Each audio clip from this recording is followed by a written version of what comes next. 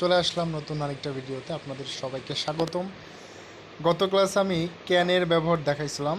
আজকে আমরা দেখব কুডের ব্যবহারটা। আপনারা দেখতে পাচ্ছেন আজকে আমরা কুডের ব্যবহার দেখব। তো গতকালকে আমরা ক্যানের ব্যবহারে দেখাইছিলাম পসিবিলিটি অর্থে।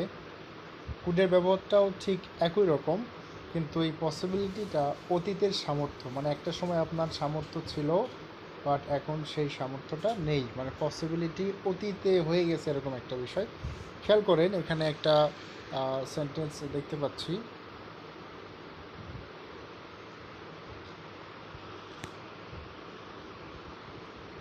He could walk lot when he was young. তিনি যখন যুবক ছিলেন তখন তিনি অনেক হাঁটতে পারতেন, মানে একটা সময় ছিল যখন সে হাঁটতে পারত। This is past ability. এখন কিন্তু তার সেই অ্যাবিলিটি বা সামর্থ্যটা নেই। সেই কারণে আমরা অতীতের কোনো সামর্থ্য বোঝাতে আমরা ক্যানের পরিবর্তে কুড ব্যবহার করব। আমি বই পড়তে পারতাম, আই কুড রিড বুক। আমি খেলতে পারতাম, আই কুড প্লে। আমি দৌড়াতে পারতাম, আই কুড রান। আমি সাঁতার কাটতে পারতাম, আই কুড সুইম। এখানকার মূল কথা হচ্ছে অতীতের কোনো সামর্থ্য বোঝাতে আমরা কুড ব্যবহার করে থাকি।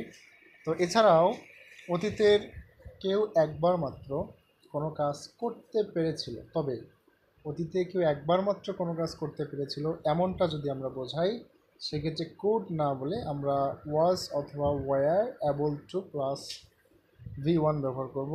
ফর এক্সাম্পল, সে কোনো মতে এসএসসি পাস করলো কিন্তু এইচএসসিতে ফেল করলো। দ্যাট মিনস এখানে দেখেন অতীতে সে একটি মাত্র কাজ করতে পেরেছিল। For example, he manage to pass the SSC but he failed in the HSC.